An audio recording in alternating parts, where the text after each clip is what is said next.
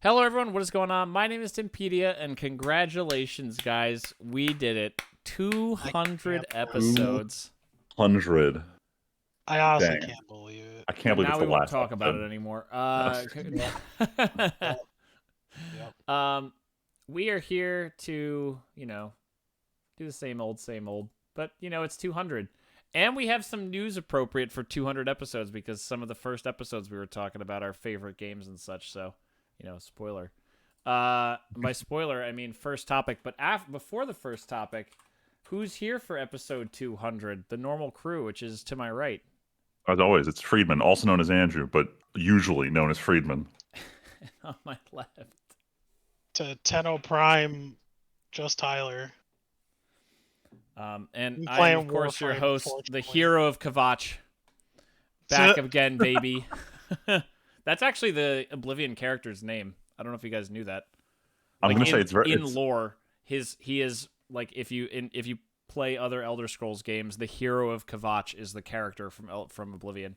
Which I'm just gonna say before you elaborate, this is the first time we've had like major topical news day of recording in a while. Yeah, but so for the past 2 weeks there have been leaks and rumors about the Oblivion remake coming out.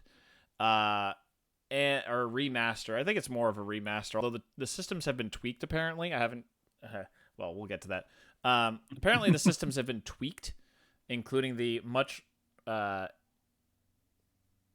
don't want to say hated, but probably hated level up system is now closer to Skyrim's. But all of a sudden this morning, yesterday, Bethesda says, hey, we're going to have an announcement. And boom, today they announce and release Oblivion Remaster.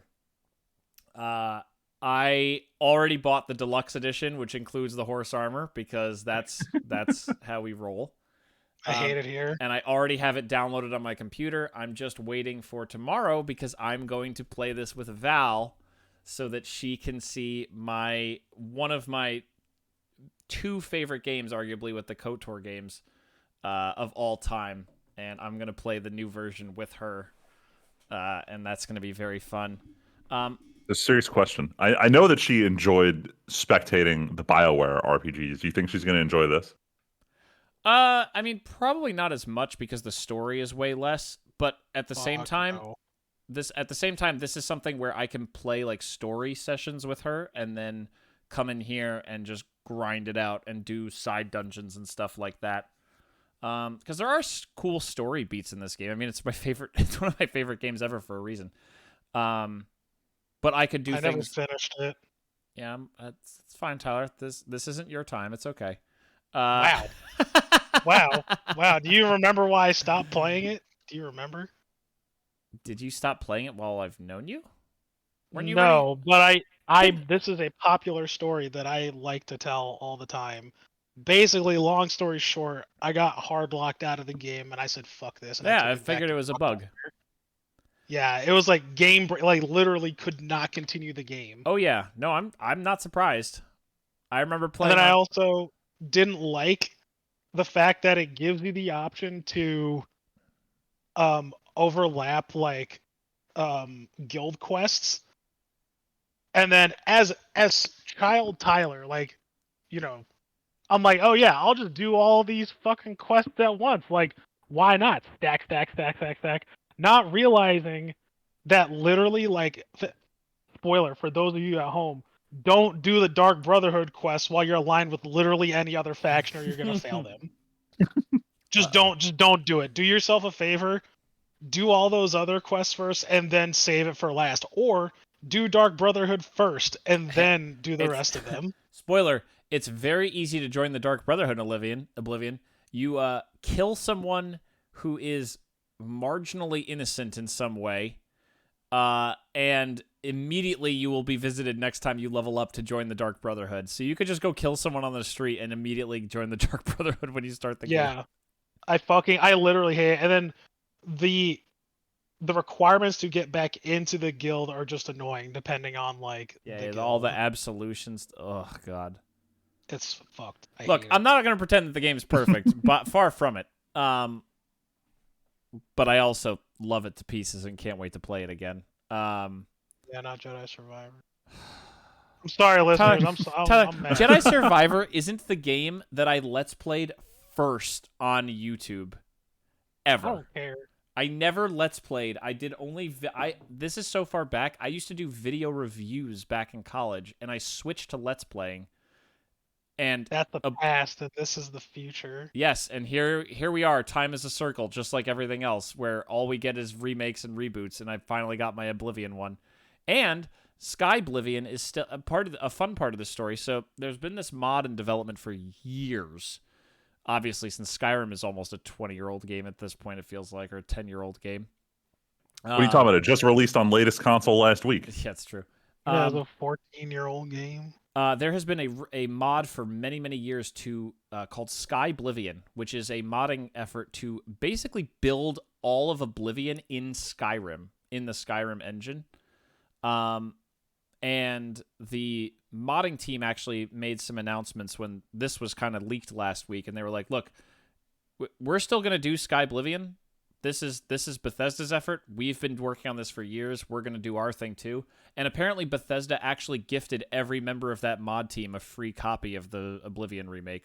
So, rare PR win for Bethesda here. But that's really cool. I'm excited. This is a cool year to love Oblivion. We got a remake, and Sky Oblivion is supposed to be out later this year. So I might get to play Oblivion twice with 2 different remakes this year. Still not play Jedi Survivor though, because just to bother Tyler. Yep. But no, this is really exciting. I'm not gonna lie. I watched the trailer, which has the Emperor's Patrick Stewart, his narration over the top of a bunch of footage of the game, and I did get a little emotional hearing the main theme and everything again. That's just been such a big thing for me, and hearing the narration, close, shut the jaws of Oblivion. Talks about seeing you in his dreams and everything like that. It's all ingrained in my mind, and I'm just so excited to play it new with some new mechanics and new graphics. So I'm excited. Before we move on, though, I wanted to ask your opinion. So they hadn't even confirmed it before today. This is announced and released same day. I already have it downloaded and installed. Yes, this is a announced and released same day. Do you think this is going to do more good for them because the second everyone looks at it, it's already available for sale as opposed to being like announcing this 6 months ago? I think shadow dropping. I think instant dropping. Tyler, can I also tell you that Aiden has already played 3.5 hours of this? It came out today. I know. I was there when he bought it. Actually, I was the one who told that it came out. Wild. He's working on the Mages Guild. I can see that his achievement popped up that he's working on the Mages Guild. Yeah, I was like, because I went on.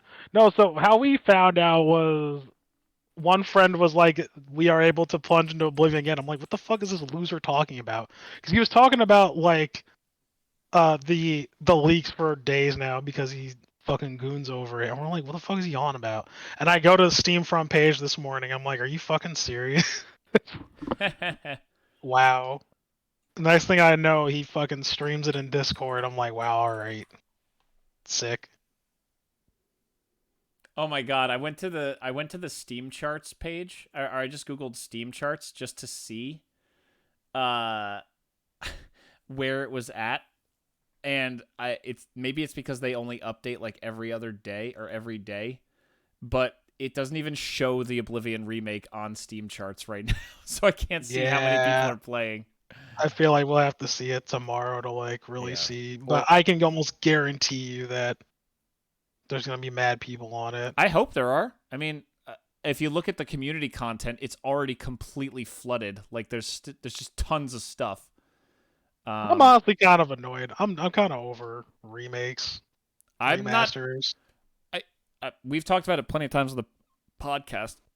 I ain't arguing with you, but also, I mean, this is also why not choose something like early, like why not Daggerfall or like Morrowind or something? So I think it's because those games are mechanically so far out of touch. But and they were here's never the built thing. for like a 3D environment like Oblivion But was. they already did a ground up remake with Oblivion though. I Why not just do that but with Morrowind? I think those are some. Well, Morrowind is a lot. Morrowind. I did you play How old is Morrowind, Morrowind Tyler? at this point? No. Okay, Morrowind. So I owned an Xbox solely 2002. for Halo, and that was it. and that's fine. I think I've told this story before. I played Oblivion through for 150 hours, and then Ed goes, "I have Morrowind, the game that came out before Oblivion." I couldn't play it for more than 10 minutes. It is such. But I'm just saying, it's for all we meme about bugs and everything like that. Like those old Bethesda games are janky, and I'm not saying that it's not like there was no work put into the Oblivion remake, but like Well, there was. It had to be done from the ground up, though. No, I know, but a lot of like the not art assets, but things like the voice acting and the aesthetic and the basic gameplay was still functional. Morrowind is it's also I definitely. But like you don't, I don't know. Do you know that they threw this into a completely new engine? Yeah, UE5. Yeah. Yeah. So they literally had to do it from the ground up. I think. Well, the other part of this, Tyler, is I think you don't get as much bang for your buck if you do that. I think this is testing the waters. This is Bethesda's first ever go backwards and remake a game. It doesn't seem surprising to me that they would do it for their... Before Skyrim, this was their most successful game. Yeah. So I'm not surprised they would go back and do this. And now if this does well, then they might be like, okay, maybe it's time to invest some money. Because the other thing is, those other games were so old that they actually had a lot more content. Like, the size... Like, Oblivion is the size of Cyrodiil, right? And Skyrim is Skyrim. The older ones, like, I think, what is it? It's either Arena. I think Arena is literally the size of all of Tamriel. Now, obviously, it's not detailed, but the game original scope was all of Tamriel. Yeah.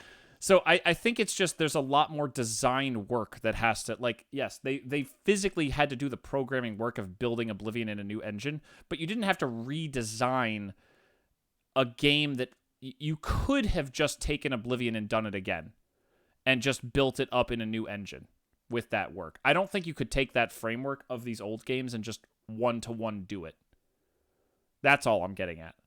And but I think now also if Oblivion does well and they're like, hey, guess, like, this is, I think this is also a factor of the, we've talked plenty of times on here, and I don't want this to be the whole podcast. We've already been going 13 minutes. Wow. But, like, there are so many things these days where we talk all the time about these crazy long dev cycles for new games. It's just part of what the industry is doing right now. Part of this is also to hold people over, to calm them down until... Because later this year, we're supposed to get announcements about Elder Scrolls 6. This is part of hyping that up, but also a stopgap, I think. Because Elder Scrolls 6 probably isn't coming next year. I'm guessing that's going to be a 27 game. So it's like... And there's no Fallout coming. And what's its... I already forgot the name of the space game. When your child is... Oh, you're talking about Starfield. Like, so it's like, what else do you do? Like, what else can Bethesda put out? And it's like, well, we can fucking games, Tyler. But we just established that doesn't work for these big AAA guys anymore. They're sure, it's their own fault, but like that's the world they're living in. So they go to Capcom's method, which I mean has been working. So I get it. What do you mean? Capcom's been the first, like, I feel like has been the leading, let's remake these old games from the ground up. But they've also been making new games that have been really good. They also have different studios. They also have they have teams within their studios. I don't think Bethesda has more than one, maybe two teams. Who do you think worked on this game? I'm about to ask, is the Elder Scrolls 6 team, did they take a break to do this? No, I think this is a separate studio. No, it's both. Yeah, It's like Bethesda worked them with a and studio another. called Virtuous. Yeah, they worked with them. Yeah, So They had to Virtuous, pull so people Virtuous did off it. to make this game. sure, but I wouldn't be surprised if this Virtuous team didn't do a bunch of the work. But also, that's still different from saying they put what 50 people on this. Doesn't Bethesda have like a couple hundred people who are all probably working on I don't know. UE6 or why do I keep saying UE6? Elder Scrolls 6, ES6. That's the word.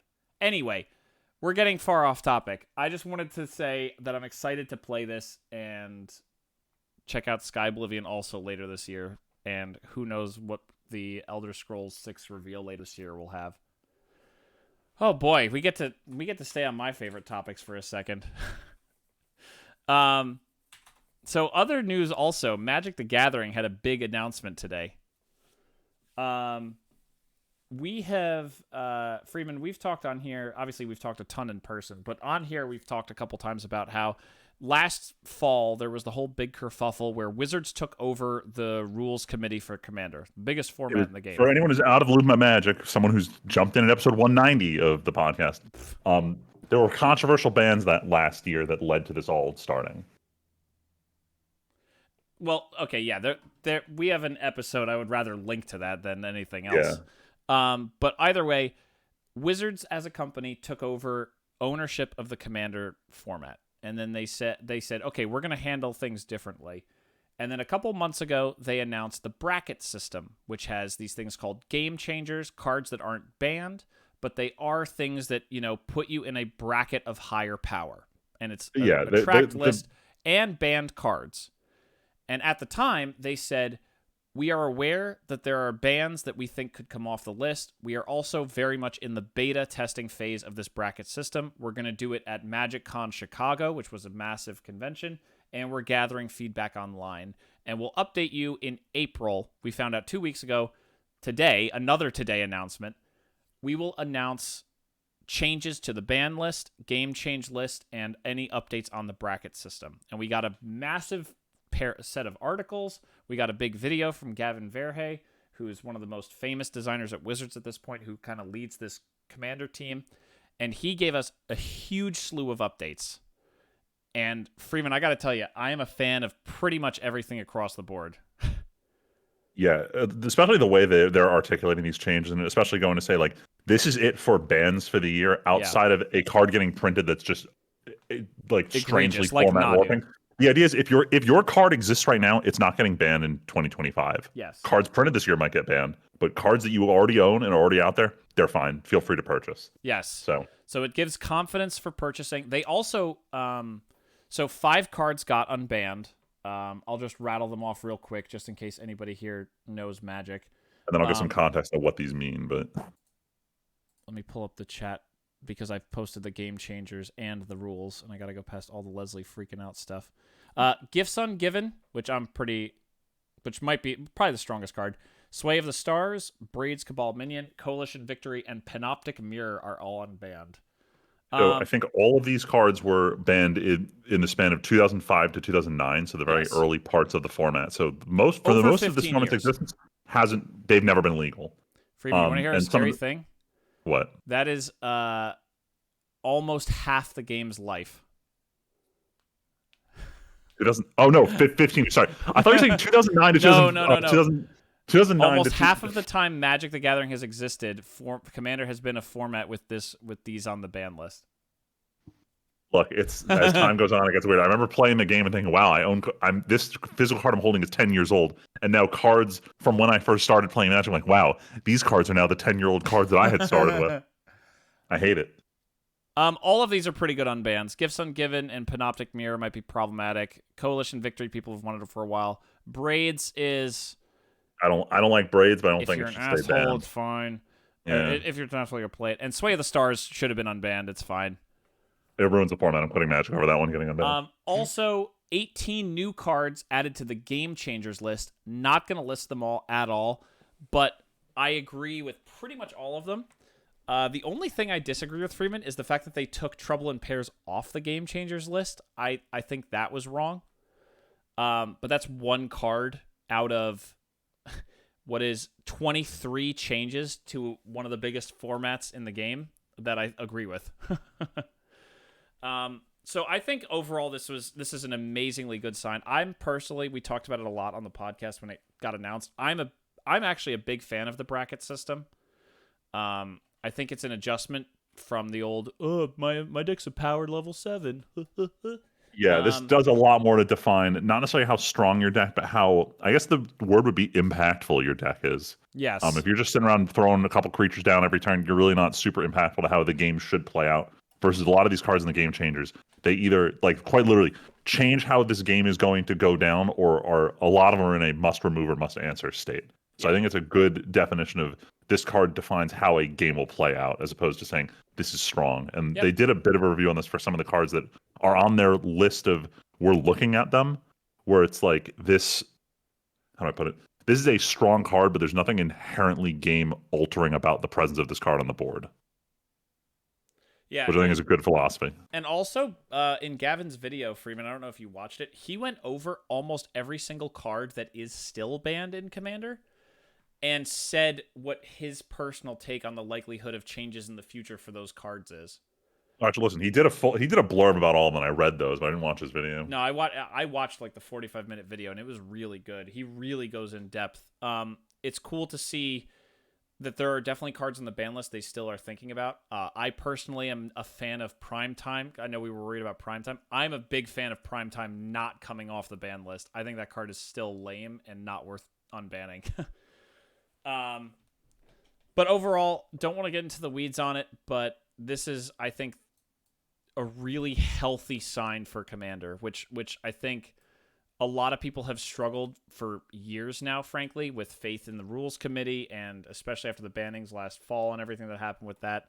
I think there's been a lot of uncertainty about what Commander looks like, and I think a lot of people are going to like this level of communication and the fact that, you know, more game changers seems to be the way to go, and I'm firmly in that camp. I think it is absolutely worth calling out cards that are good, and that's okay, and you can play those. There's nothing stopping you from playing those, but recognize that some cards individually have the power to turn a game around, and that is something that I think is worth acknowledging in a format where synergy is the cool thing. Freeman, me and Leslie had a really long discussion about this actually on Sunday after we were playing. And synergy and doing the cool thing feels like the heart of Commander.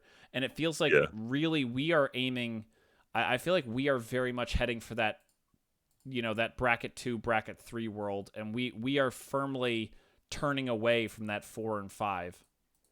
I will say, though, it's interesting when they first came out with the bracket system, and bracket 1 was like, oh, your meme decks go here, bracket 2 is your precons, and then bracket 3, I was like, okay, so everything we do is 3.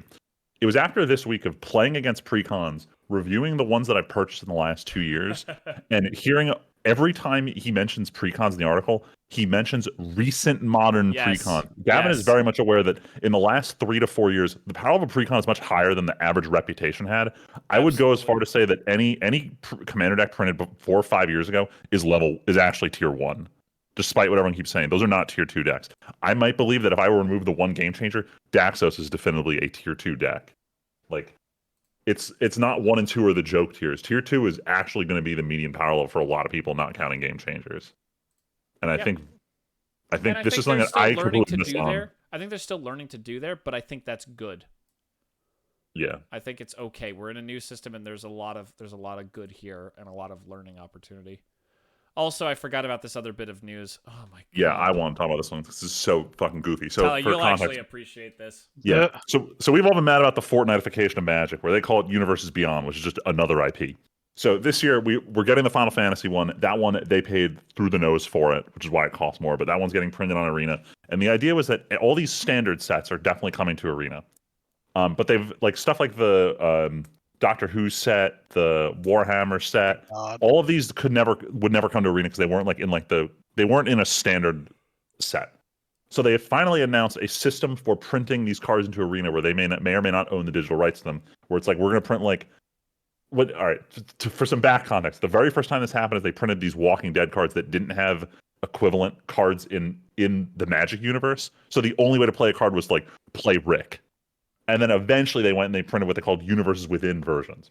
So they announced a system for printing these sets that wouldn't come to Arena in Arena with the universes within version. So cards that were never even printed in paper, but they exist so that they can legally be on Arena. And then they dropped the bomb that the Spider-Man set, which is going to be standard legal, they can't print in Arena. Marvel will not give them the rights to digital card game appearances for their characters. Wow. A little clarification, Freeman. Digital ways to play Magic. So Magic Online is also in this. Yeah, digital. They won't give away the digital card game license, even though a standard set is purely Spider-Man. So to get around this, Arena is not printing any of the characters from Spider-Man in the Spider-Man set. They're going to print an entirely unrelated set with all mechanically identical cards in Arena, meaning that for the first time since Arena launched, standard is just different between the digital and the paper version. Yep. And this is a big stain on the Universes Beyond system. If they can't get the rights, I don't know why they're doing this. Yeah, so it's this amazing circle of we went all the way out to make Spider-Man cards. Huh? What do you mean neat cards or some shiny plastic? That's the whole reason why people buy this shit anyway and don't play that D&D Beyond. You say that, but I'm pretty sure there's more Arena players than paper standard players. Oh, there are. For standard, yeah. Yeah. Yeah, but there's still going to be a huge market for people. Oh, Commander. Oh, yeah, no. Yeah. Don't worry. This is not going to hurt the sales of paper for this set. Oh, I wish it did worry. I wish I could worry about that. Unfortunately, I can't. No, it's a bad feel for. Go ahead. No, finish your thought because I have a separate thought. It's just a bad feel for them going all in on Universes Beyond, and like literally the second set they're doing that's standard legal, like we can't even commit to actually like really doing it for real because we're going after IPs where we don't even know we can get them. I was gonna say, here's a question for you guys. So we have 2 sets coming out: Final Fantasy, or technically 3: Final Fantasy, Avatar, and Spider-Man. What is going to be the best seller? Final Fantasy. Final Fantasy is my answer. Yeah. Too. So the thing about Spider-Man is Spider-Man fans have other ways to buy Spider-Man merch and collectibles. Final Fantasy doesn't have an insane amount of normie collectibles. Also, by the way, so I just figured I'd put that out. They're not weebs. It's easy. Yeah, but they're not. But they're also poor. I mean, sorry. Sure. No, Spider-Man fans are poor. No, and you know what? So I was going to say part of this is also that, and I think the licensing with Marvel has to be really weird. Because there's also no Commander decks for the Spider-Man set. Whereas Final Fantasy has the 4 decks that also have the bling versions. Yeah, so, the premium ones that are selling for money. Now, I was going to say, even without those, I think Final Fantasy will crush the Spider-Man numbers. Because I think, Tyler, you made a joke. But also, I think Marvel fans have a lot other ways to spend their money, like Marvel Snap. Like there are like Marvel Rivals. There's so many other ways to spend money as a Marvel fan. Oh, trust me, Top figures. Final Fantasy, there's so much. Final Fantasy has a card game of their own, but I mean, come on, like outside in that probably is played in Japan and maybe nowhere else. Like this is going to be big freaking money for anyone else in the world to have this Magic product for Final Fantasy.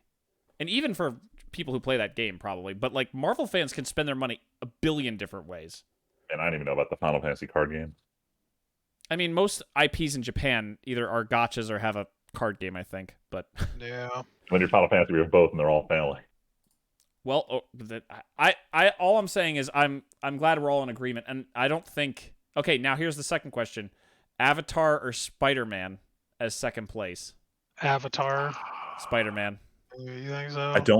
I honestly don't know. Like I hear Avatar and I think, yeah, whatever, that was a franchise from several years ago, but like I feel like Avatar's a lot bigger than I give it respect for. I think Avatar is big. I think, Tyler, I don't want to steal what you just said about Spider-Man people. I think people who like Avatar watched a TV show and have never had to spend a dime on it and are not going to. Probably. Like, if you like comic books, you buy comic books. Well, I feel like people, they're poor, but Marvel fans are Marvel fans. Sure, and that's what I'm getting at. Like, I think Marvel will still sell well. I don't think Avatar is actually going to set the world on fire. Like, I think about who in my life are Avatar fans, and they either already play Magic and are just going to be like, it's another set, or they are so far removed from Magic that I don't think they're going to spend the money. I will say this though. I feel like just because of the nature of the universes, I feel like Avatar is going to be a better Magic set. Oh, don't get me wrong. The design of Magic is probably going to be better than the design of the Marvel set. I think Final Fantasy seems to have it from the cards we've seen. Yeah, Final Fantasy will be seems fine. to have all the attention that they didn't give Aether Drift, Murders of Karlov, Outlaws.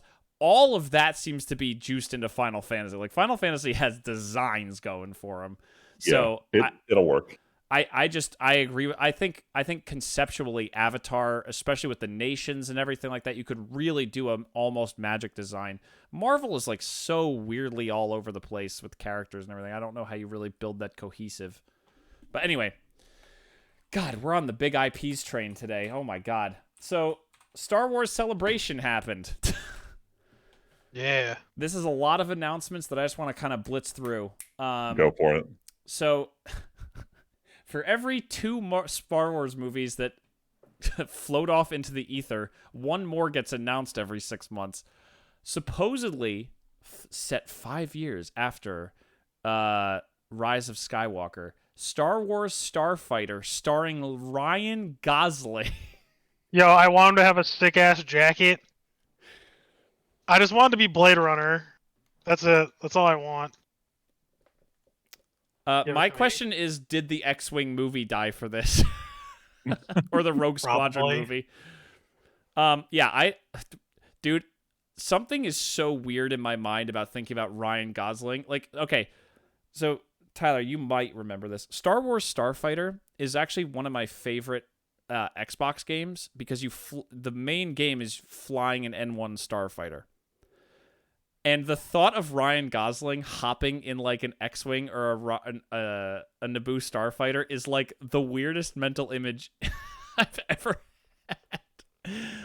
Like, Ryan Gosling feels like he's too much of an, I don't want to say artiste, but like, you know what I mean? He's too much of an actor for Star Wars. So hold on, I'm going to counterpoint. I'm going to counterpoint this.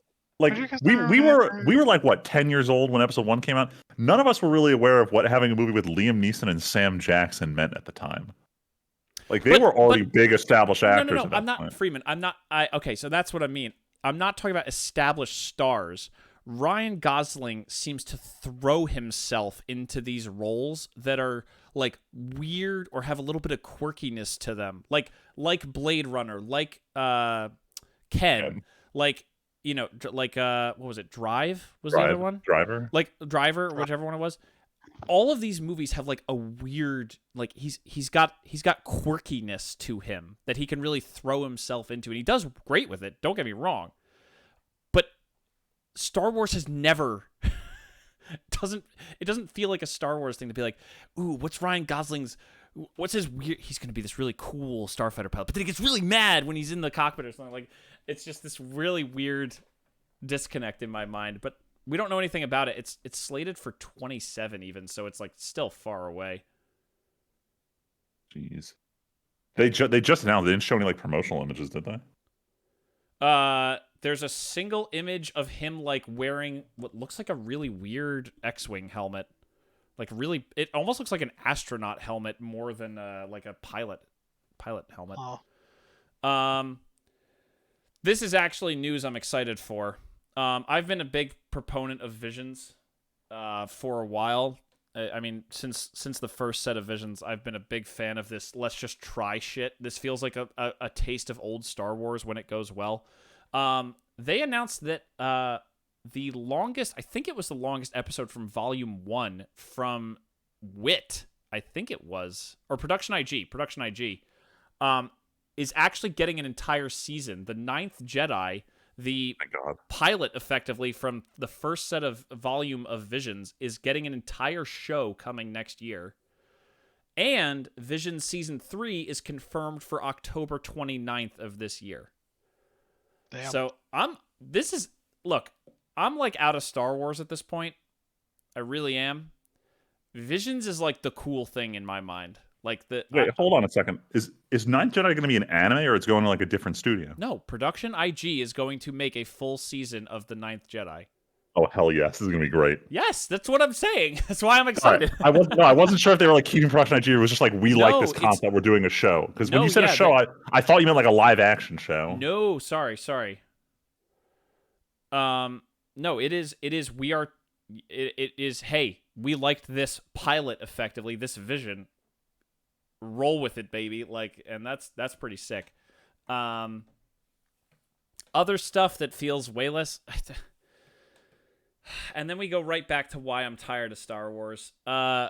Darth Maul is getting a TV show about between, I guess it's from from whenever he disappears in Clone Wars, or maybe during Clone Wars. It's about Maul building up his criminal empire. I don't know if it's from the end of Clone Wars to when he dies to Obi-Wan in Rebels, or when the time. I just don't fucking care. This is like you need to watch too many other shows to be invested in what Darth Maul was up to. This is. I know it's, Disney owns both, so it's easy to say, but like Star Wars really needs to get away from whatever Dave Filoni wants to do.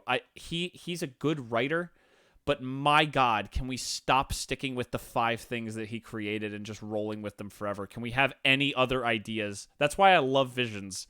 I'm so tired of, if you don't watch Clone Wars and Rebels and Mando and Ahsoka and then you're out of the web. And it's like there's nothing if you're not a Dave Filoni Star Wars fan. There is just nothing right now. So cool. And then other than the one Star Wars show I still want to watch, Andor Season 2 came out. Tyler, have you watched it already? Did it come out? I thought it did. Or maybe they announced that like they showed off the final trailer. And it's coming out. Yeah. I think it's coming out this week. Nice. But to answer your question, no, I haven't seen if it did come out. But I plan on watching it. Andor is still the one show I want to make myself sit down and actually watch. Because I know that the first season was so good, and like this feels like a breath of fresh air of Star Wars, and I'm here for it. Friedman, going all the way back to where the memes began, though. This is where the fun begins. Revenge of the Sith is celebrating what? It's not 15. What, 20th anniversary? Is that where we're at already? Did you try to say 50th? I tried to say 15th. I'm like, no, it was way earlier than then. So yeah, it has to be 20th anniversary. Either way, Revenge of the Sith is back in theaters. I am super excited. I want to go see this. I saw what was it? Phantom Menace, when they brought that one back to theaters when they were first doing like the 3D HD remasters, and it was fun to watch in theaters. Obviously, it flopped and they didn't do anything in theaters beyond that. But I'm more than happy to, after what, Tim? It's been like 4 years since our last rewatch. To just watch it during COVID. To just watch meme after meme, sequence after sequence, because every scene in this movie is just a giant meme at this point. So I'm excited to go see this. Yeah, I'm excited to. Tyler, are you interested?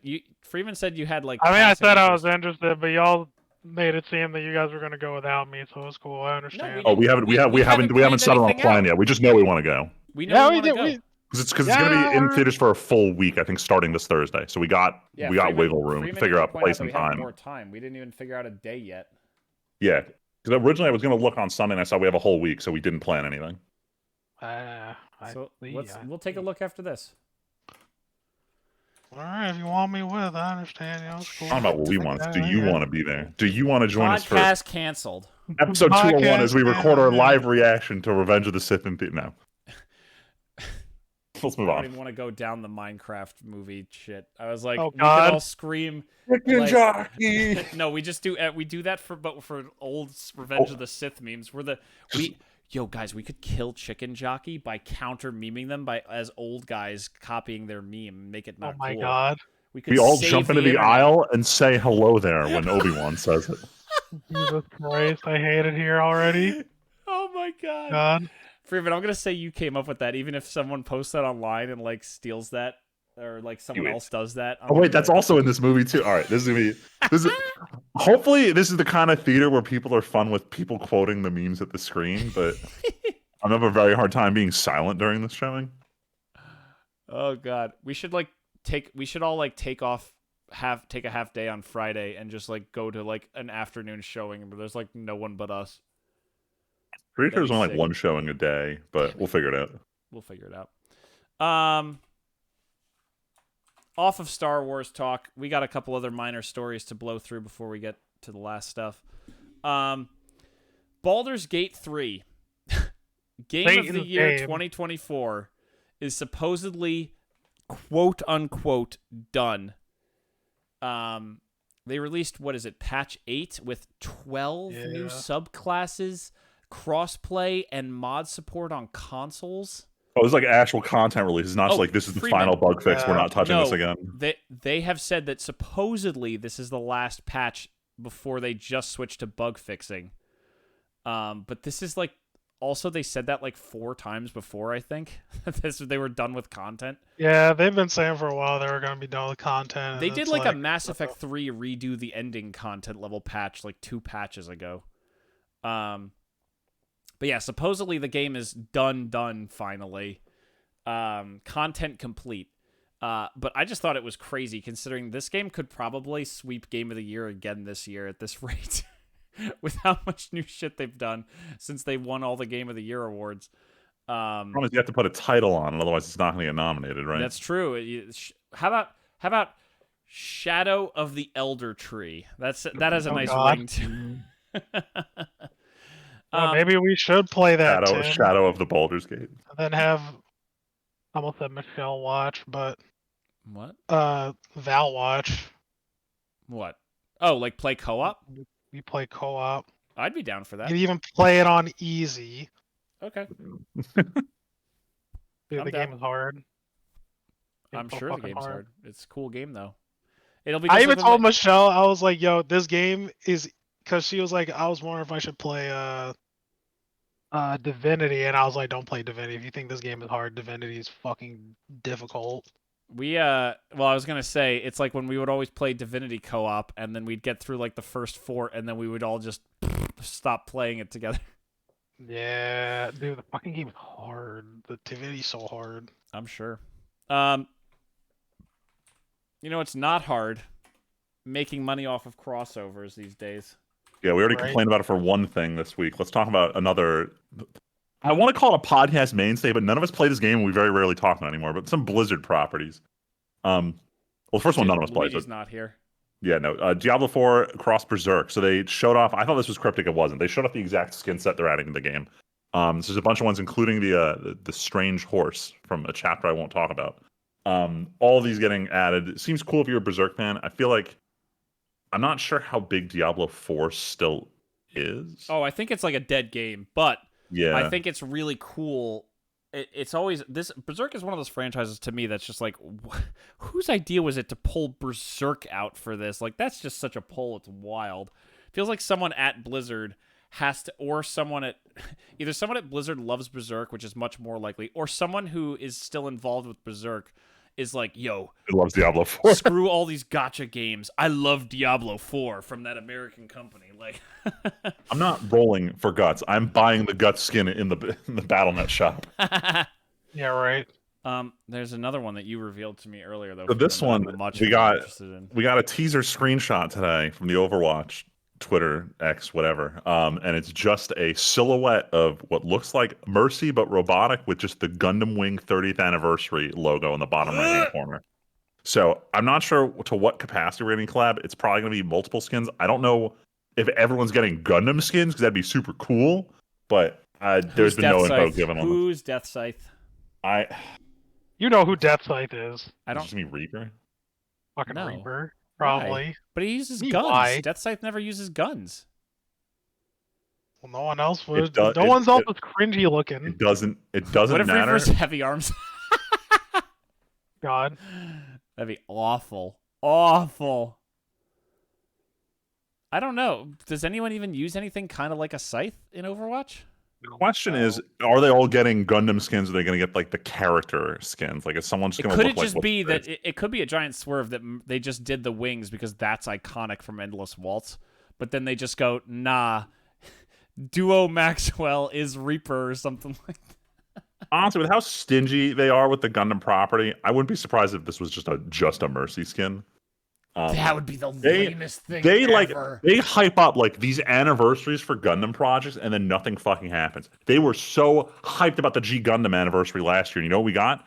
We got a Japanese only book about like Master Asia's niece or some shit. Like something that doesn't matter. And now they're doing it again with Gundam Wing, where it's like, all right, it's the Gundam Wing 30th anniversary. We gotta do stuff like re-releasing these Gunpla kits we made like 8 years ago. Please buy them. And doing all these pop-up shops in Tokyo. Please spend money here. Like it's just a giant cash grab with the anniversaries for Gundam. So I just googled 30th anniversary Gundam Wing. There's also a Hatsune Miku crossover with Gundam Wing. Let's go. Oh, Miku will come up later today. This is what I'm here for. Oh man. What else is there? Yeah, they posted a website and it's a picture of Hiro and Relina. Oh my god. What else is there? Oh yeah, there's also they also finally the Mobile Suit Gundam Wing and Endless Waltz 30th anniversary official book. I don't even know what the fuck that means. There's also Gunpla stuff, and I think Displate also for the first time ever has what's it called? Displate has for the first time ever official Gundam ones, opposed to the knockoff ones they've been selling. Ones. Oh shit! $200 for a book? What even is this book? I don't even know what this book is. I genuinely don't know what this book is. Whatever. Anyway, Gundam Wing 30th anniversary, baby. Let's go. Anything, anyone, anytime. I mean, Freeman and I were memeing about it, but immediately the line was, Mercy, go when she ults is now, I'll kill you, and then she heals everybody. I'll heal you. That'd be so good. Oh, man. Oh, God. Tyler, you want to talk about an old Bungie franchise? Oh, fucking Marathon getting well, it got announced before, but it got a gameplay trailer this time around. I'm not really impressed with it. I wasn't even sure what the game was going to be. They teased it like a year ago. But it's just another survival shooter. What are they called? Extraction shooter. Extraction shooter. Yeah, it's another extraction shooter, which IMO, I think, kind of overdone. Dude, the fucking plane automobiles have kind of missed with this one. I feel like they're just oversaturated now. I don't know. I mean, I feel it looks like it could be a fun shooter, but I have zero drive or anticipation to like play this. In all honesty. Yeah, that's pretty much it. I don't give a fuck. I want to see. Well, also, this is Bungie, right? Yeah. I'm curious how this goes because I don't know how you guys feel about this, but it feels like Bungie's just can't get a W lately.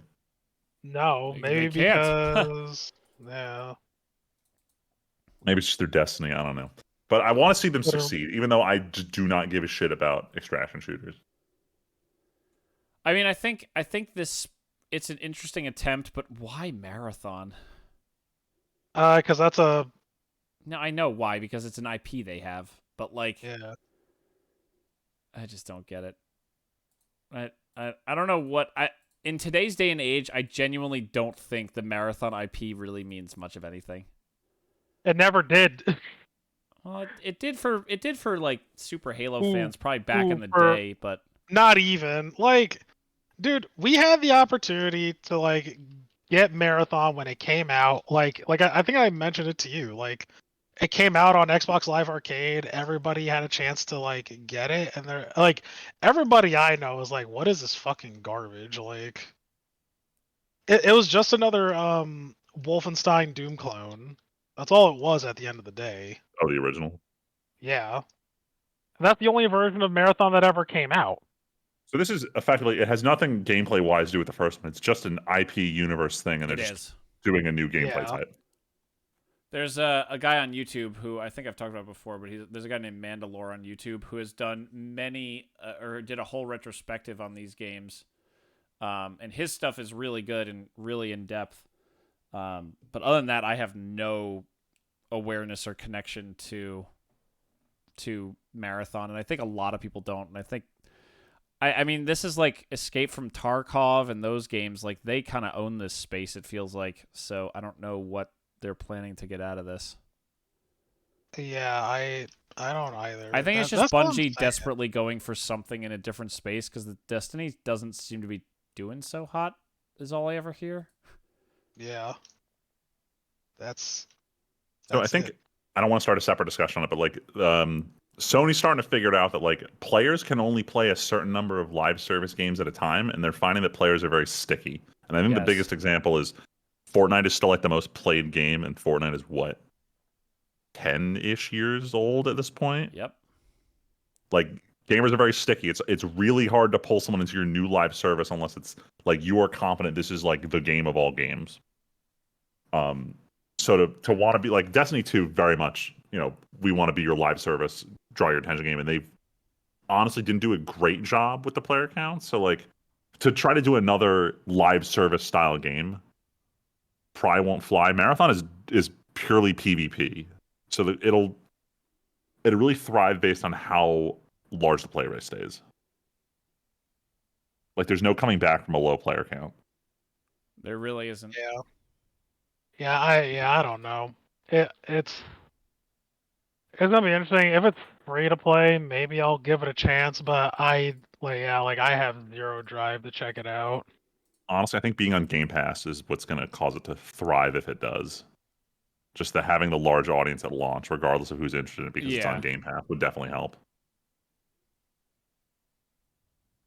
We'll see.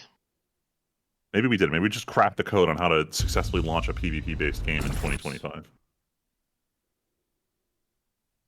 Maybe. Just maybe. All right. I'm going to move on to a couple more Weeby topics that aren't the Weeb shit yet, if that's okay. Go for it. Oh boy. So we got our Elder Scrolls 4 remake before Elder Scrolls 6.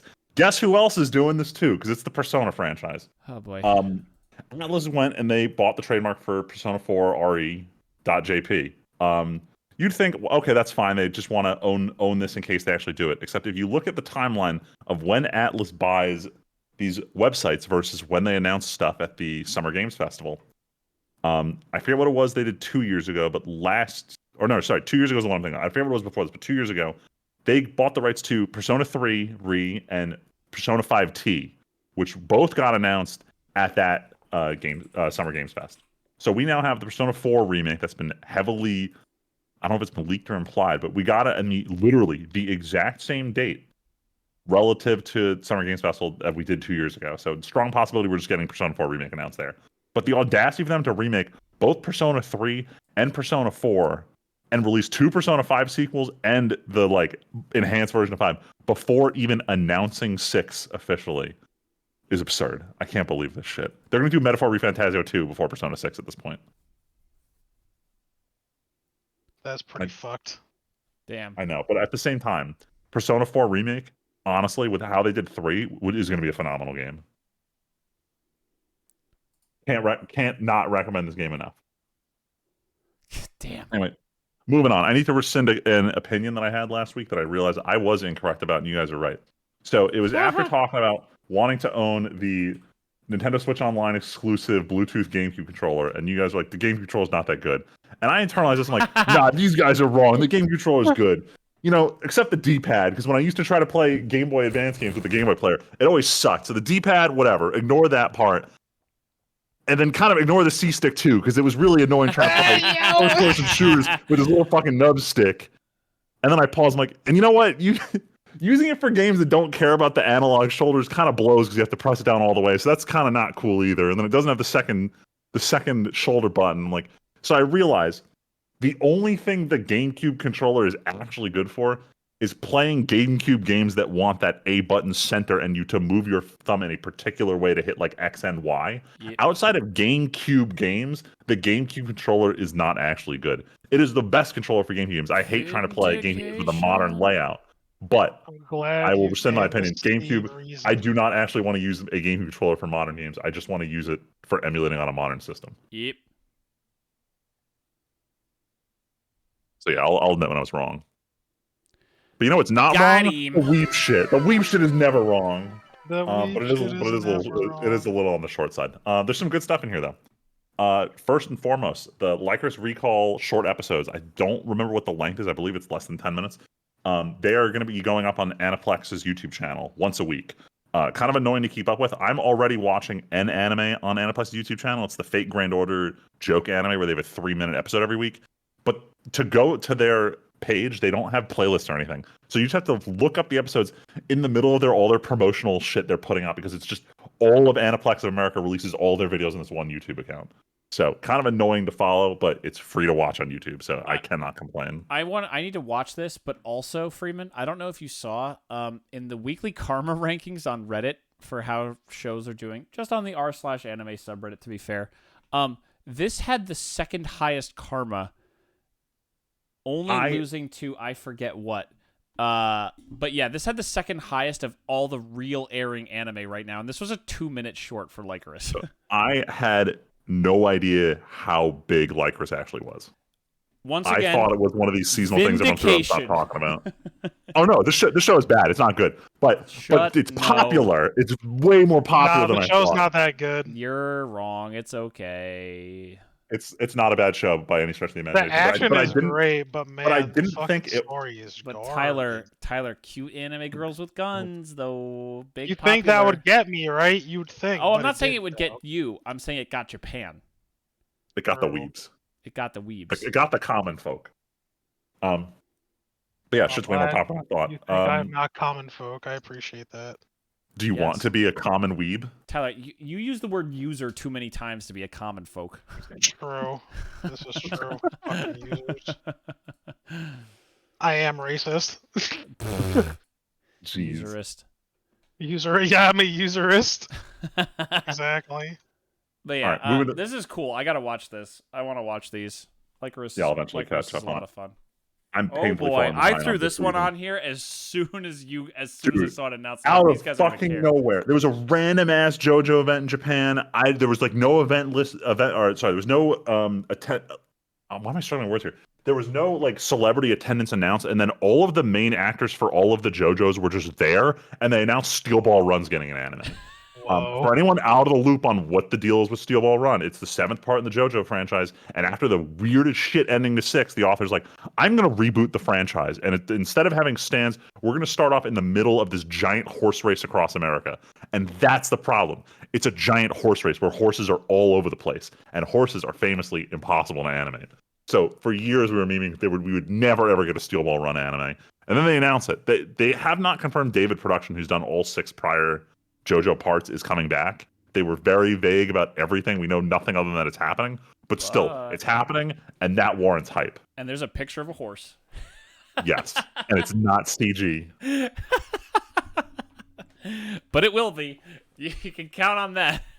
Although I will say, from what I know about Part 7, this part is going to be so ridiculous. So, like, the main dude who's on the horse... I understand. I'm sorry. I realize why it's called Cannonball or Steel Ball Run. Jesus fucking Christ. This guy's a fucking loser, and I kind of love it, actually. Tyler, could you explain for the class? So Cannonball Run was I think it was a Burt Reynolds movie. But basically, it's the same concept where a steel ball, or was it Cannonball Run, is a cross-country race across America.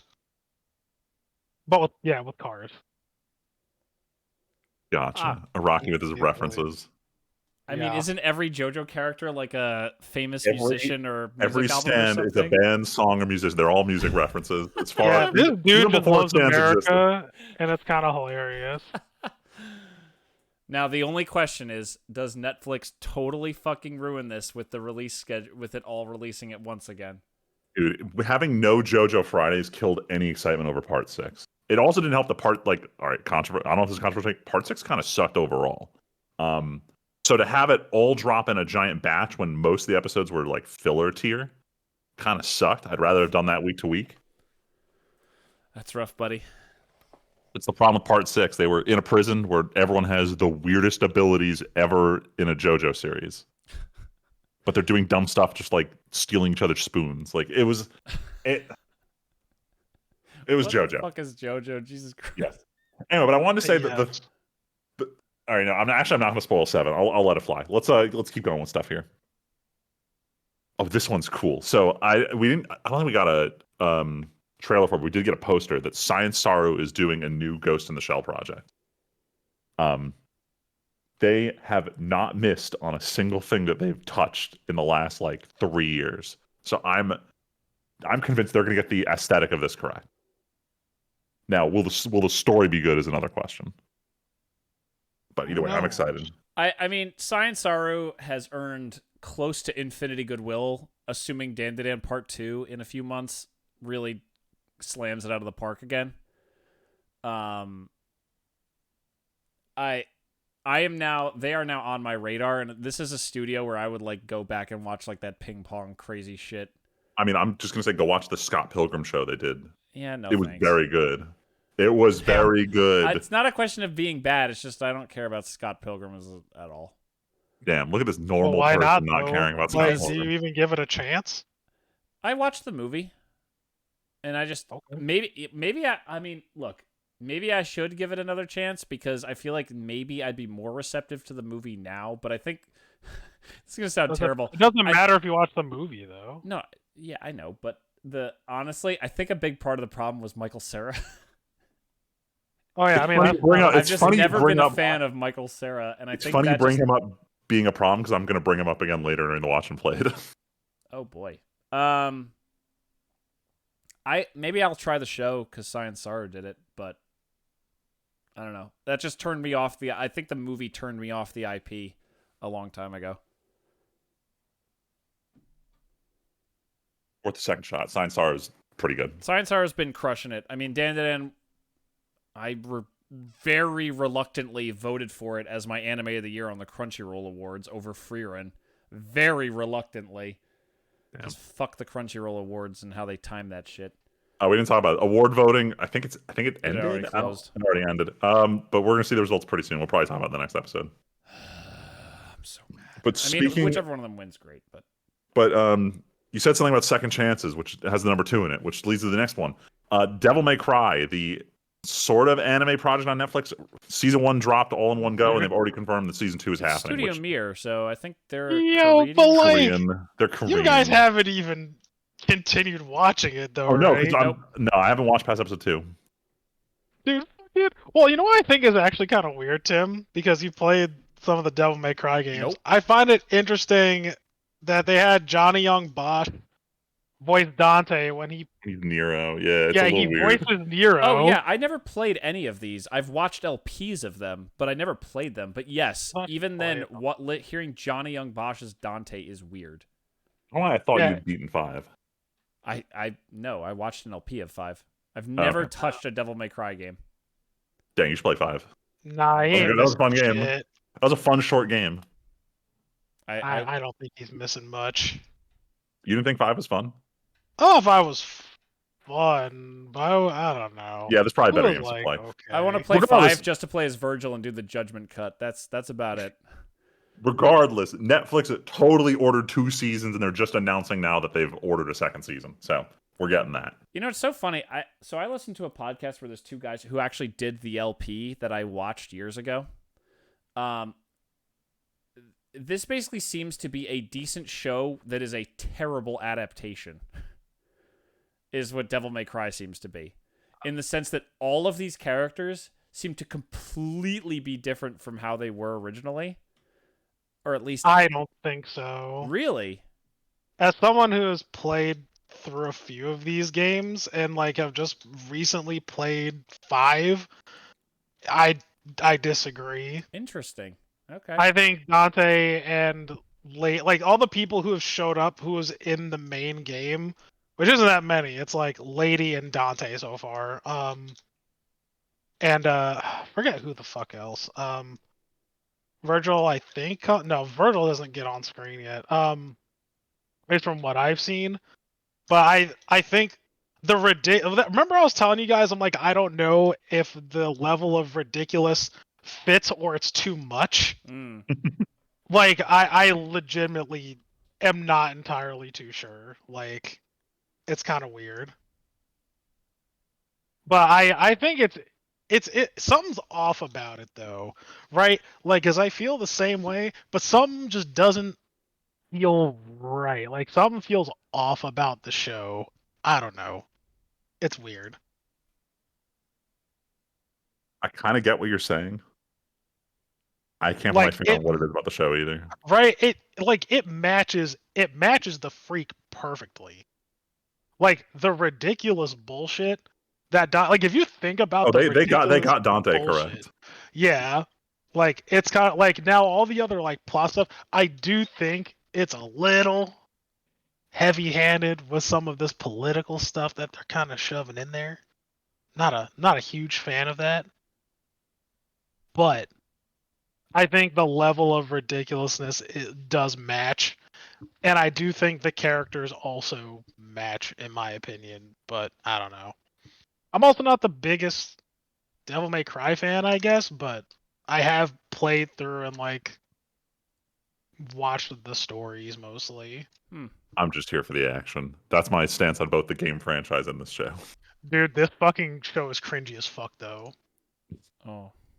Like I feel like they went back in time and they were Is it like yo, 2000s dub level cringe or bro, like who I swear to God, they brought a kid back in time, like a teenager who wears like the Thrasher t-shirt with like the fucking flaming skull cap. You know exactly what I'm talking about. UFO pants. He's listening to Limp Bizkit.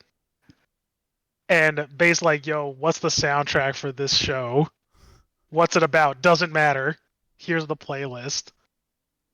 And it's just a CD with like maybe 10 songs. And the CD is like, it's like written in crude Sharpie. Summer Playlist 2002 God. by Zach. You know exactly what I'm talking about. Yes. I can feel it in my bones. That's the soundtrack to this game. And not game, oh god, I meant The show. Yeah, it's just funny. But that's it. I can't tell you if it's good or not. I really That is couldn't exactly say. what I expected. I'd eventually like to keep watching. Yeah, we should The figure out action's fun. Yeah, that's kind of why the thing I want to watch it for is the action. Yeah, the action's not bad. You know what has great action? Some anime movies. Let's talk about the next one. So this one, I'm a little shocked about this one. I wrote down the wrong service it was coming to before we started getting this. But the fourth My Hero Academia movie. So this one came out end of 2024. It had a very, very limited U.S. theatrical release. Good. It's finally releasing somewhere outside of Japan. It's coming to Netflix exclusively, which kind of weirds me out. Crunchyroll distributed the movie in the United States, produced the dub. They sold the exclusive movie rights to Netflix. This seems weird, but for the time being, it's exclusive to Netflix. Not sure what I'm watching. I'll probably get around it. This is the one that has Evil All Might in it. Makes zero sense why this person exists. We'll have to find out while watching the movie. And then the next one, I did not know anything about this until I was at the movie theaters last week watching Sacramento. And the poster in front of the theater I walked into has just a fucking Hatsune Miku poster. Hell yeah. And I paused, I'm like, what is this? And I did not realize there's like a Miku franchise movie that came out in Japan that G Kids is releasing in the US this week called Colorful Stage the Movie, A Miku Who Can't Sing. And it has like the most depressing cover art implying like Miku's dying. And it's like, okay, I'm not watching this. I went online for reviews and everyone's like, yeah, this makes zero fucking sense, even if you play like the Miku games. Like you have to understand who all the Vocaloid characters are to even have a chance at enjoying this movie. So that changed my idea of do I go see the Miku movie in theaters to okay, I'm just never gonna watch this movie. But if you really love Miku, then there is a movie in theaters for you this week. Anyway, that's it for the Weeb shit. Wow. All right. I have literally nothing in watched and played, so go for it, guys. Oh God, it's all this me. is all this you, is all me. Shit. All right, it's the Friedman show. It's Friedman cheating by putting new anime in here again. Like what? I'm talking about stuff we started. Yeah, we've talked about this. I never do that. I always save it. You want me to wait? Do you want me to wait until 3 months from now? We can talk about Fire Force. Sure. Because I want a meme. I want a meme on it now. Go for it. All right, I'll do with the stuff that I actually got completed first.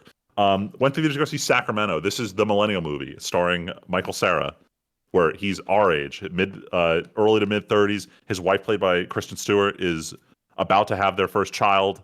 And one of his old childhood friends just comes to hang out with him again, but he just wants nothing to do with this guy, and they end up going on a road trip to Sacramento. This was the most Michael Cera movie I'd seen in a while, which at first I was like, oh, this is refreshing. I haven't seen him in a movie in a while. And I'm like, oh God, it is still Michael Cera, and he's exactly the same, but now he's playing a 30-year-old. And the movie, it cut kind of deep as someone who's straight up in the target demographic for this movie. I just didn't think it was that good narratively. You gave it 2 stars, so yeah. Yeah, how do it's I put averaging 3.3 on Letterboxd. It's one of those where it resonates with you or it doesn't, but like the actual plot of the movie is just almost nothing, and it comes down to how much do you enjoy the actors. And I didn't enjoy Michael Cera that much, and the director who he's co-starring with, like his goal was to play that annoying friend that you've known for forever that you can't really get rid of, and he played that character so well that I just hated him. Even though I'll admit he acted it well, I hated the character. So that's my low score. The entire point of the entire yeah. Yeah, maybe this just movie wasn't for me. I don't think it was objectively bad. I just straight up didn't enjoy it most of the runtime. Before your next thing, Freeman, before you switch to anime, Tyler, you have 3 movies on your letterbox that you've watched all of since the last podcast. Correct, and I've also finished the show, but we talked about some of these, so I was like, I'm not gonna bring it up. Why? What? I don't know. Rapid fire. What are the movies you watched? What did I watch? I watched. Oh wait, I didn't. Did I talk about Nausicaa? No, I did talk about Nausicaa. Yep. You watched Onward, Wolves, and Brave since the last podcast. Oh right, I did. Oh, and I Lilo haven't seen and Brave. Stitch. No, Lilo and Stitch was before. Oh yeah, I don't think did I bring that up? You might not have talked about it, but it was before. Yeah.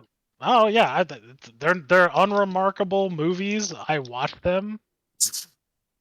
Oh, I also watched Mickey 17, but like we talked about that too. I was just like, yeah, whatever. Did you put Mickey 17? I talked about it. No, last I didn't. I talked didn't about the last review it episode yet. because I had seen it. Yeah, I didn't watch, or I watched it today. Actually, I finished it today. I didn't get a chance to review it though. Oh wow. All right, well then we should talk about it at some point because I'm curious because I don't think we've spoken. No, we didn't. I was waiting to finish it. Quick thing on it. I think the theme and the ethical stuff about cloning and everything is really cool as a sci-fi movie, but man, I really did not like it. It loses huge points for being overly political. To the You mean point the entirety of Mark Ruffalo's character wasn't? bro, I have nothing. I have no beef, zero beef for Mark Ruffalo. I really like him. It's just his fucking character. I'm also not even I'm not even a Trump supporter. I don't even care, right? But man, when things are just so obvious, painfully obvious, I'm like, bro, this is not. I mean, I'm cool with things being political, but there's literally force feeding it to me, jamming it in my face level. I mean, I was fine. That was obvious. The problem is with how much his character's on screen and relevant to the plot. I felt like you should have tried to be more than just a caricature of a current politician. Yes. You should have tried to have a real character to it. If he had been exactly the same, but then they cut out the whole last half where he's actually running the invasion. They just had him literally do just dinners, TV shows, be a face character while someone else is the real driving force. That would have been fine. But the fact that he was always on screen present doing the I'm a dumb politician bullshit. Yeah, was it was just a lot. kind of annoying to watch.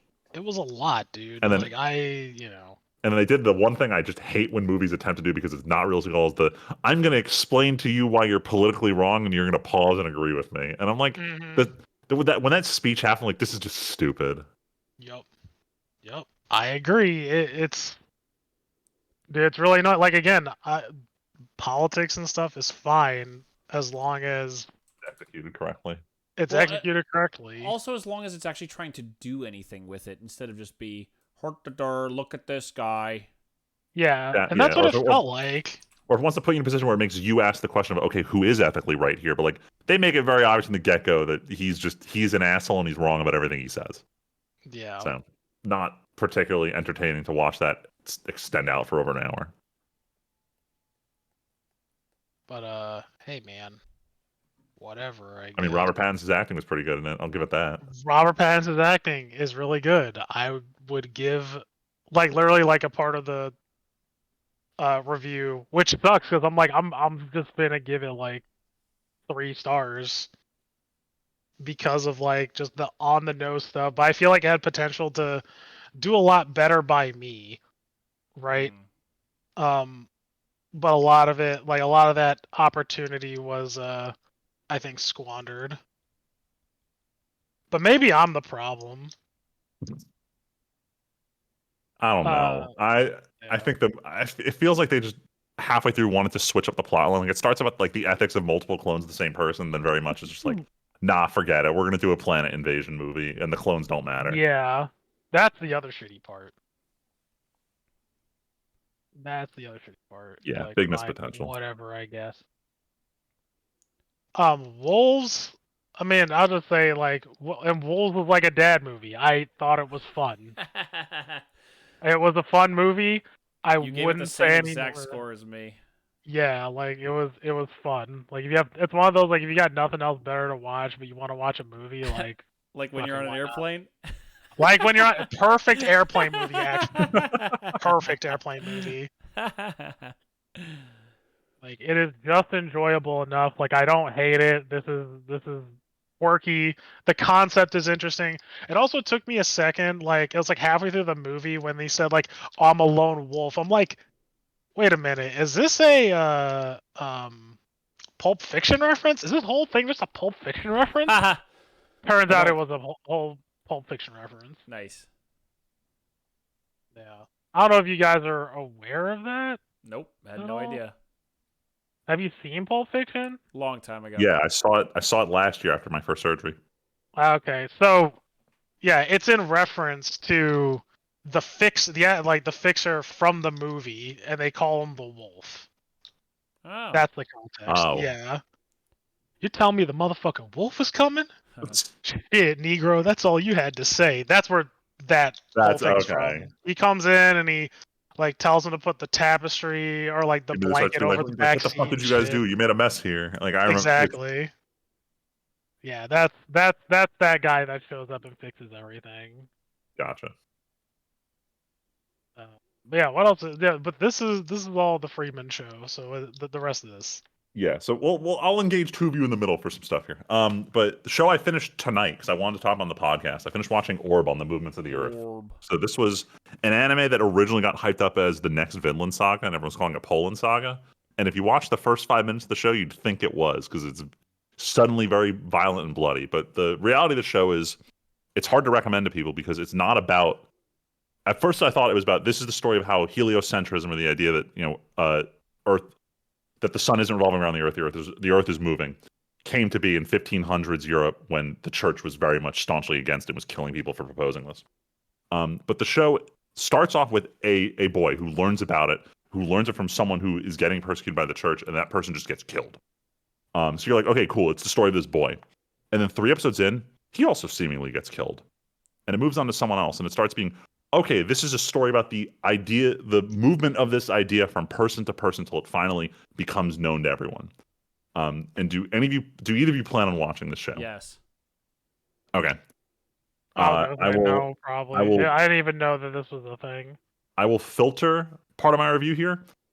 Because the series is very much moving from character to character, if you do or don't like a character will very much determine how much you enjoy an arc. Like I'll compare this to JoJo, where like if you just don't get one of the JoJo's things, the whole arc might not be good because you just don't resonate with the main character.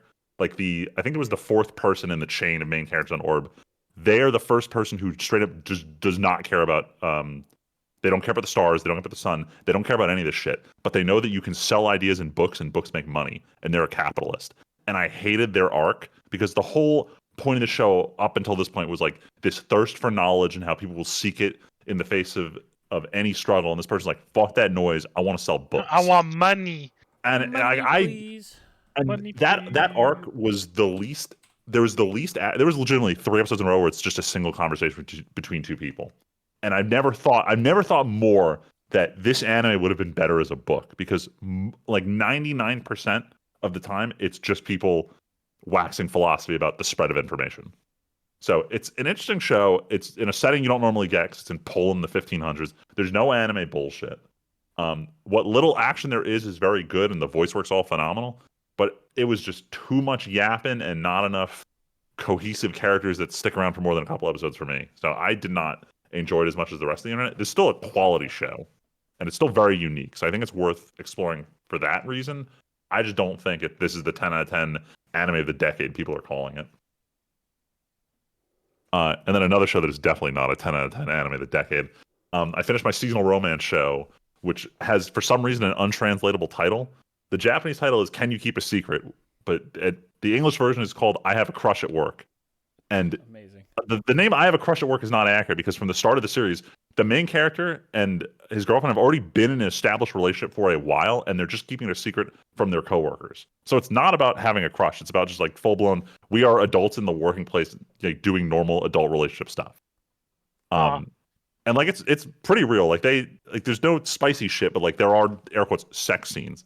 So like they get across that these are real people doing real things. This is the closest thing I've seen to like take these high school romances and just translate it to the average experience of someone who's 24 and working in the business world in Japan. So it was refreshing to have adults, but this wasn't anything to write home about. I still think it was a good romance. And one of the things that I love that it did, like the show Horimiya had this problem that the main couple was perfect, so they had to introduce a side couple for the drama, and the side couple just sucked. The side couple in this show was almost more interesting than the main couple, to the point where if you had a side episode to pad out time, you're like, good, give me the good stuff with the side couple, because they're actually more interesting to see. So I enjoyed it as a romance. It was still kind of whatever anime. It's just one for the books.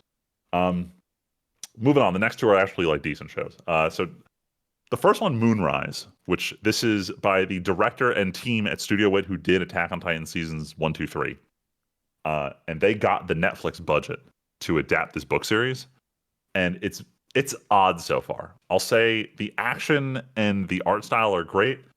The character names are really fucking stupid. The character names, dude, I can't. The main villain, Bob Skylum, is. I couldn't do it, he will just bro. keep saying this guy's name like he's saying himself, like, I will kill Bob Skylum. And I'm just like, you want to run that back? You want to call him Robert, please? Like, anything but this. Main character is his family owns the Shadow Corporation, which is in no way evil. Already. It's the names are all a little too on the nose, and this so far it seems like it's going to be a pretty straightforward show, but it's got good action, and that's usually enough to keep me for a show like this. And the whole thing's out now. It went all in one go on Netflix. I think it's it's weird. It's not 24. It's like 18 episodes or something, but it's out. So I'm gonna watch it this season. I just didn't figure out what I'm gonna marathon it next. But in terms of week-to-week shows, the only one I started that I really wanted to talk about, just because Tim, you're watching it too, Fire Force season 3. I'm not going to give early reviews, but I do want to bring this up because Tim, I keep joking to you about how this season of Fire Force feels like it's redoing the Soul Society arc from Bleach. Yeah. This episode, did you see episode 3? I asked you that on Sunday. Yeah. Okay, so anyway, the thing I've noticed is this is not following normal shonen conventions. With the way they set up the arc of just everyone being the enemy, we have the big bad that we're going to fight, you typically build up to it, have little blocks in the way. This show doesn't give 2 shits. They roll into the enemy's base, they pull out the dude who they need to rescue, and the guy's like, all right, man, fight me, and he goes free. And it's like, we're already at the final boss. There's no extra bullshit stakes. Like, we are already at what took Ichigo 50 episodes to get to, where it's like, now I'm gonna fight Byakuya, and Rukia might be on that hill, or they might get away with her. Nah, none of that shit. Final boss, here's your trophy. Everyone is right there by the end of episode 3. I was like, to shortcut the normal shonen tropes of setting up an arc, only to throw it out and be like, fuck it, we're gonna resolve the thing that we set up last episode. Absolutely insane. I can't believe this. They really just want this franchise to end. Which, I mean, it does. This is the last season, but yeah. Still, brave creative writing to not expand your whole arc like that. Art style's great. I don't know about you. I feel like I'm so lost on the show, though. What do you mean? Like, in terms of like what is everyone at the like you have how to describe this? You have all the evil doers, I guess, and they've infiltrated Freeman, it's the the anime church thing. who They works for the company who runs the Fire Force, but I don't know what anyone's goals are at this point. Honestly, just treat it as everyone who is a bad guy wants the world to be on fire. Okay. Just but I'm sitting here asking why. Just don't even think about the different subgroups. Just go, if they're working with the White Clads, they believe in the evangelist, and the evangelist says, we're going to turn the world into a sun, period. With the pillars. We're going to make another great cataclysm, and that's it. The church works for them now. The empire works for them now. Period. Done. End of story. The different subgroups don't even matter. All right. I'm going to continue treating... Go ahead. Go ahead. All right. I'm going to keep treating the show as I don't need to think that hard. You don't. Because that's how I treated seasons 1 and 2, and now I'm kind of regretting that, but we'll see. You really don't. I do want to talk about... I didn't throw them on here. Are you done with that, Freeman? Oh, no. The last thing I wanted to say, and this is a very minor detail, is like the whole gimmick that Shinra's got this smile and everyone thinks he looks like a demon half the time. Every time he's not like in focus in a frame, they draw him like an actual demon with scribbles. Yep, and I really love that detail that when they don't need to have him be a real personal character, they just show him as a little gremlin sort of in the background. I enjoy this about it. No, I'm a big fan of the fact that they really do lean into the fact that it is like a thing. Like he looks evil, even though he's the protagonist and doing good shit. He looks evil every time he does it. I do want to talk about 2 anime for the season, not because I started them, although I do have My Hero Vigilantes. It's fucking great. I actually have 2 shows that I started, and I think I'm already going to drop. So I want to talk about them because I won't again. Go for it. You finish them. Kowloon Generic Romance. Freeman, we brought this up as like a show where there's like the walled city and everything like that. We're 2 episodes in. I don't give a shit about the maybe I was just in a bad way when I was off last week and I watched both of these shows for the first time. I don't give a shit about the mystery of this show. The mystery seems super obvious. I don't really care what the motivation is because it seems like the motivation is just capitalism already. So I'm kind of just like, the show already plays up the spunk of the people who are downtrodden. Like, we have the culture and the life of living in this shitty city, and there's all the richies up there, but we're the happy people. And it I don't know. It wasn't that preachy, but like, I don't care about the mystery. I really don't. If someone else starts it, Freeman, if you start it, you might enjoy it. I also am shocked to see that people on Reddit seem to love this. I don't care. I can't remember what the name is. Oh, yeah. The Ninja and the Assassin. This is by Studio Shaft, which I didn't know. But Shaft has seen better days. People on Reddit seem to love this. I think this is just so not funny. It's a ninja who runs away from her village and bumps into an assassin who's like this teenage girl who doesn't care. They're both teenage girls, of course. And of course, the assassin's going to kill her, but then the ninja reveals she has the power to turn anything into leaves, including dead bodies. And the assassin is terrible in the global rankings for assassins, because of course there is. Because she can't do cleanup. Hey, if we partner up. Well, yeah. So literally, she goes, "Hey, you come live with me, and you'll clean up all my assassinations, and I'll be super high rank now." And it seems like it's supposed to have like the quirky energy, but like, the ninja girl seems like the most generic. I'm like a ditzy anime girl who kind of just rolls with people abusing me and using me for whatever they want. And the assassin girl is so not a personality. She's just like, I want to be the best assassin because that's what I want to be, the best assassin. And what is so always... I'm looking at them out for this based on both the character designs and the fact that the only genre for this is slice of life. Tells me this is going to be a cute girls doing cute things show. It is kind of that. And maybe it's because of how camping turned out and how the fact that we have other shows in that genre that me and Val are supposed to start for this season. Because Mother's Basement's video was like 20 shows long, and that's where I got these 2 from. But I just I don't know, man. This one, neither of these shows really clicked with me. I will say the voice cast for the Ninja Assassin one is stacked, but yeah, I'm gonna give Kowloon Generic Romance a chance, mostly just because how do I put this in a way that won't get our podcast canceled? As the female protagonist's waifu is the cleanest way to say it. Yeah, no, I get it. I mean, Mother's Basement's video alluded to the same thing, and I'm not arguing with that. I just, boy, do I not. Ugh. It was just frustrating. All right, I'll report back my findings in a. Hey, Freeman, if you make it to 3 episodes and you say, "Hey Tim, if you gave it one more," I would go back and give it one more.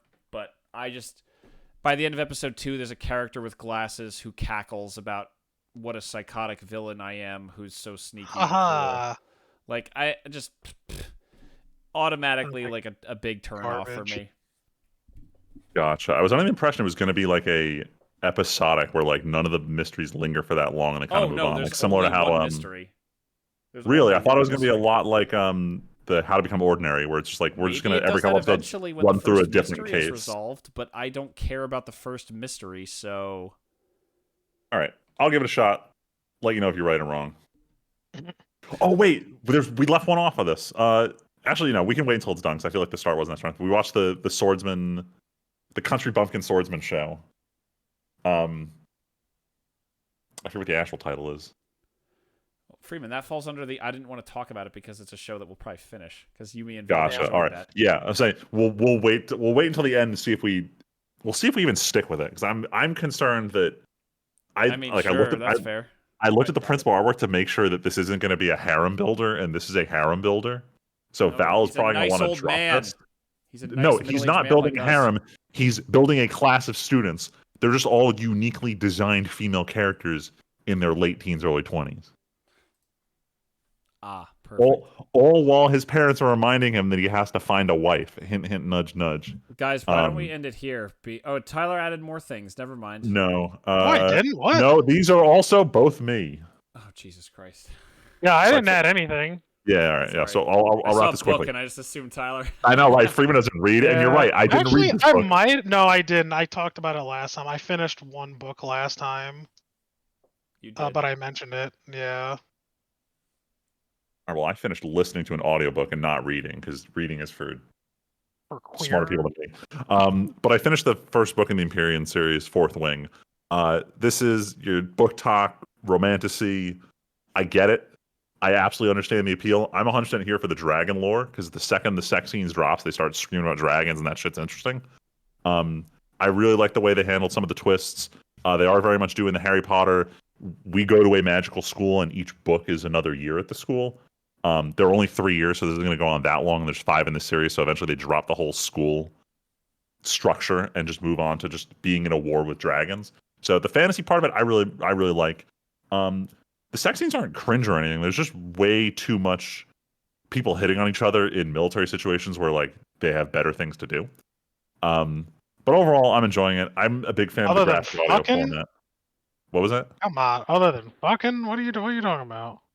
Like they'll be in a meeting. Like the problem is there's 2 characters who right after they fuck, they have a telepathic link for a period of time. Oh my god! One of them just cannot stop thinking about like their session last night. And the other one's like, "Can you pay attention?" Like they're explaining what's going on in the war, and she's like, "Yeah, but don't you want to get back to the bedroom?" And I'm like, "Can we focus on the war for a minute here?"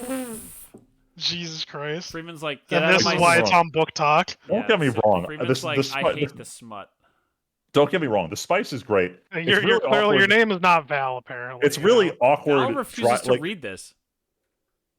Yeah, but she. I don't know why. I don't know why she isn't. I feel like this book is right up her alley. Damn. Yeah.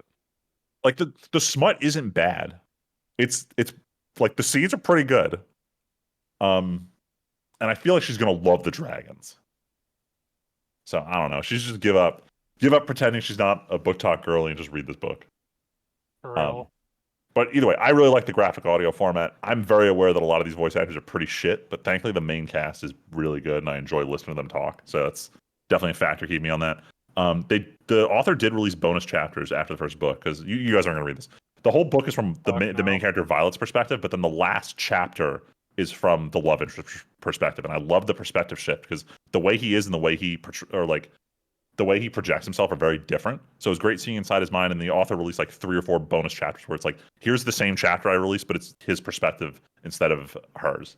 So I was reading those, and I feel like if I might end up dropping the audio format by the time I get to the end of the 3rd book, because they take so long to release these that when book 4 comes out, if I'm sticking with this series, I'm just going to switch to reading it. But overall, I'm enjoying it. I started book 2 already. I'll report back when I finish it. And then the last thing, in an attempt to get off of playing mobile games on my phone or just doom scrolling, I installed the Viz app and started reading One Piece. And I gotta say, I get the appeal of One Piece, but this, like, One Piece is straight up just a comedy. It doesn't have the same start as most shonen do, because every plot is resolved by, well, Luffy's undefeatable and he can stretch his fist. So it starts off as this like overpowered One Punch Man-esque plotline. But either way, it takes like 5 minutes to read a chapter, so I'm just trying to read at least 1 chapter a day. It will take me at this pace like 3 years to catch up on One Piece. Eventually, I'll have a day where it's like, okay, I'm just going to read a bunch of chapters. I'm not super committed to watching the whole franchise, reading the whole franchise. I do want to watch enough that I get to the point where season 1 of the One Piece live action ended, so I can watch that and compare it to the source material. We'll see what happens there. No guarantees on finishing One Piece. That's it. That's everything. That's all I watched and played in the last 2 weeks. That wasn't Monster Hunter. Nice. All right. I mean, Tim, you want to close this out here? I was gonna, but now Tyler sounds like he wants to. I don't know. The only thing I am reading, I guess, for your visibility, Tim, I'm finishing the 3rd Thrawn book finally. Now that we're done with shit! our You other finished books. the first 2? Yeah, I finished the first 2 a while ago. I thought I told you. I forgot. I feel like we talked about this. I know you finished. It was a one, while I finished the second ago. one. So you found out about the weirdness with the clones, huh? Yeah. Yeah, little pre-Clone Warsy weirdness going on, but other than that, there's some cool shit. Yeah, it's cool. I like these books. How when you say almost done? Oh, no, like I meant as in like I'm on the 3rd book. I mean. Oh, you're just on the 3rd book. Okay. Yeah, I'm like 100 pages in. Okay, I thought you were like, I met some characters. Nah. Yo, but you met a good character though so far in these books. Are you talking about Mara? Sure am. Mara's pretty neat. She's pretty. I think her character's pretty cool. She's pretty goated. Not gonna lie. She's a pretty big casualty of the Legends shit.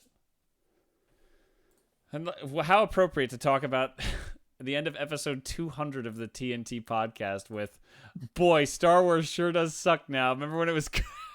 Yo, remember when it was good? Yeah. There's been a lot of that last year, so hey. Yep. At least when it comes to the things that I've been consuming. Now it's just in general, I'm like, bro, what happened to BioWare? Oh yeah, because you're playing. Yeah, that's a funny thing to bring up for the listeners. That Tyler's working his way through Dragon Age Origins still, and getting to enjoy. Oh man, I can't wait for you to go to the Deep Roads. It's fucking terrible to play, but boy, some of the story beats there are pretty fucked up. Implying that a lot of this stuff hasn't already been fucked up. Dude, did you see? You should go to real quick, just because I think it's funny to talk about, right? Because like we're never gonna get dialogue like this ever again. Like, dude, the amount of sheer racism. so no man, joke, it's more egregious than Mass Effect, dude, which I think is no fantastic. joke. I think that's one of the biggest complaints people had about things like Veilguard was because there's no teeth anymore. Like there's no objectively bad people. Dude, there's so much racism. People have practically called knife ears all the time. Yo, calling a human flat ears. Dude, I'm having a conversation with Sten. So if you guys go to the game room in my Discord, I screen capped if you scroll up a bit. I'm going, baby. I'm playing a female character. The game. And literally the whole conversation with Sten is like, why do you want to be a warrior? Like, you're a woman. Like, your place is at home. Oh, yeah. Like, cooking and cleaning and, like, doing stitching. And you're just like, I don't want to do that. Tyler, I want to fight. Tyler, the wording is, why would women ever wish to be men? That makes no sense. Dude, it's so good. Like, I'm just like, bro, I like said this to Michelle. I was like, we're never gonna get quality lines like this ever again. And it depresses me so much. You're not wrong. It really depresses probably me. Never gonna get dialogue like that again. Certainly not from BioWare. BioWare. Never. Not never. From BioWare. Not from BioWare. I don't think anything ever again, honestly, you ask me. Oh man, that's funny as fuck, dude. Oh, Isn't it? Isn't it though? But legitimately, this is like it's a real thing of like, you know, even in the real world there are cultures kind of like that. Like it's not even that out there. Yeah, this is tame to some comment threads I've seen lately. Yeah, like, exactly. But like, and the actual good part of it is like most of the characters don't come across as trying to be mean. I mean, they are to an extent, but like Sten is just confused. Sten is legitimately confused. Sten comes from a society where you are born and you have a job.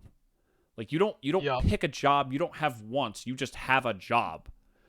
And it's like, so why? So suddenly he goes somewhere else where it's like, oh yeah, you can be whatever you want to be, and he's like, what? And he literally even says he's like that's the conversation too, where he's like, why would you? Basically, he's like, why would you choose to fight? Like, why would anybody want to choose to fight when you can clearly do something better than fighting? Yep. Like, I have no choice but to, but like, you have the option to, is what he is saying. You could have done anything. Why didn't you do that? Yeah. And that's the kind of stuff that's like in the world building is interesting, and that's why I'm like, damn, bro, what happened to BioWare, dog? Yeah. But that's it. That's all I wanted to talk about, though. I thought That's all I have to say about that. Pretty much. All right. I think we're done. Episode 200 is in the books. So thank you all so much for listening. It's wild to think that we hit 200 after, God, I'm going to do one last thing to hurt us on the way out. We've been How many years has it been? We've been talking a lot about how long, how many, and oh no, when did we start this stupid podcast? That's what I want. This stupid podcast. If I go all the way to the end.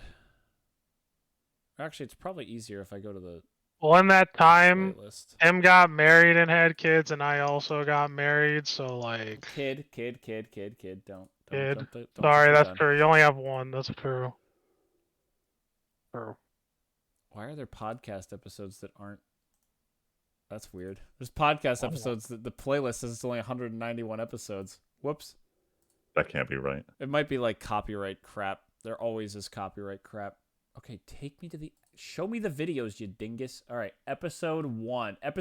We had episode 0. May 4th, 2017. We are almost exactly at 8 years, boys. Damn. Dang. Damn, brother. Well, it's been quite a ride, everybody. And that's why we're stopping now. No. Wait, what? What? No, we're not. Wait a minute, what? We're not canceling the podcast. We're not. We could. Much as Tim will, never take my recommendations, we're not stopping. Oh my god. I'm just mad.